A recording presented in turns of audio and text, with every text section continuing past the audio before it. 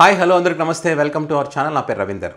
TDP కూటమి అధికారంలోకి వచ్చిన తర్వాత ఇసుకకు సంబంధించి అక్రమంగా తరలిస్తున్నారని చెప్పి చాలామంది బాధితులు గ్రామస్తులు మా ప్రాంతంలో రాత్రిపూట వెహికల్స్ పోతా ఉన్నాయి, అక్రమంగా ఇసుక తరలిస్తున్నారని చెప్పి చాలామంది నెత్తి నోరు మొత్తుకున్నా కూడా ఇటు టీడీపీ పార్టీకి సంబంధించిన వాళ్ళు కానీ జనసేన పార్టీకి సంబంధించి అంటే ప్రభుత్వంలో భాగమైనటువంటి వ్యక్తులు ఎవరు స్పందించలేదు.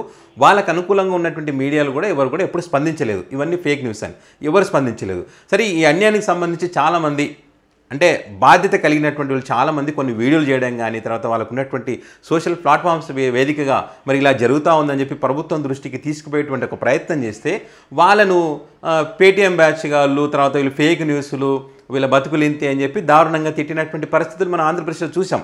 కానీ ఇప్పుడు తాజాగా పచ్చపాటికి చెందినటువంటి ఎమ్మెల్యే పచ్చపాటికి అనుకూలంగా ఉండేటువంటి ఒక మీడియా ఈ ఇద్దరి మధ్య ఇసుక వ్యవహారానికి సంబంధించినటువంటి గొడవ పెద్ద ఎత్తున జరుగుతూ ఉంది. దీనికి ప్రధాన కారణం వాళ్ళ మధ్య ఈ ఇసుకకు సంబంధించినటువంటి కమిషన్ ఏదైతే ఉంటుందో డీల్ కుదరలేదు. అందు గురించనే ఆ వ్యక్తికి సంబంధించినటువంటి వార్త మరి ఆ పత్రిక రాసిందని చెప్పి ఇప్పుడు పెద్ద ఎత్తున సోషల్ మీడియాలో చర్చ జరుగుతోంది.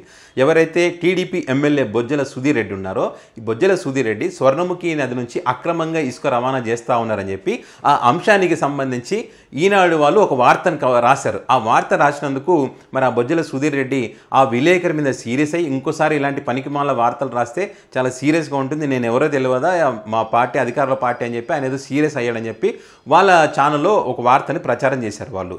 సో వీళ్ళు ఏం చెప్తారంటే మేము ఎవరు అధికారంలో ఉన్నా ప్రజలకు ఎక్కడ అన్యాయం జరిగినా మేము ప్రశ్నిస్తాము. అలా ప్రశ్నించినందుకే TDP party MLA Bojjala Sudheer Reddy మా విలేకరి పైన బూతుల పురాణం అందుకున్నాడు, తిడతా ఉన్నాడు, వార్నింగ్ ఇస్తూ ఉన్నాడు అని చెప్పి వీళ్ళు వార్త ప్రచారం చేయడం జరిగింది. అయితే మరి వీళ్ళు అధికారులకు వచ్చినప్పటి నుంచి కూడా 24 గంటలు కాకముందే అధికారులకు వచ్చి 24 గంటలు గడవక ముందు నుంచే అక్రమంగా ఇసుక తరలిస్తున్నప్పుడు మరి ఏమైపోయారు? మీరు ప్రజా సమస్యలు గుర్తుకు రాలేదా? ప్రజలకు మోసం జరుగుతుందని గుర్తుకు రాలేదా? మరి పర్యావరణం పాడవుతుందని మీకు గుర్తుకు రాలేదా? మరి పర్యావరణ బాధ్యతలు నేనే చూసుకున్నా చెప్పినట్టు పవన్ కళ్యాణ్ గారిని ఆయన దృష్టికి తీసుకుపోవాలని మీకు తెలియదా? మరి ఆయనకు తెలిసి మౌనంగా ఉన్నారనేటువంటి విషయానికి సంబంధించి మీరు ఎందుకు వార్తలు రాయలేదు?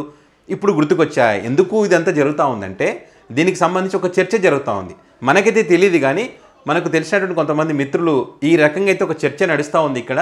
సో అందులో భాగంగానే ఈ గొడవంతా జరుగుతూ ఉందని చెప్పారు. ఏంటి ఆ చర్చ అంటే ఎవరైతే సదరు పత్రిక ఉందో వీళ్ళ ఛానల్ ఉందో వీళ్ళంతా కూడా ఇసుక అక్రమంగా తరలిస్తున్నారు కాబట్టి అక్కడికి వెళ్ళి వీళ్ళు వాటా అడిగారు.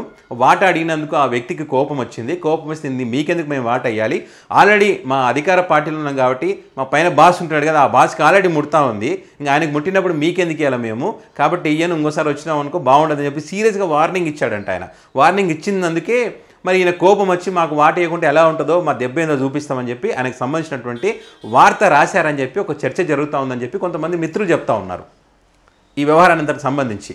సో అంతే తప్ప వీళ్ళు ఏదో ప్రజలకు మేలు జరగాలనో లేకపోతే పర్యావరణాన్ని కాపాడాలనో అని చెప్పో లేదో ఏ పార్టీ ఉంటే ఆ పార్టీని మేము ప్రశ్నిస్తామని చెప్పి వీళ్ళు చెప్పిందంతా కూడా సొల్లు, ఏమి లేదు ఇందులో.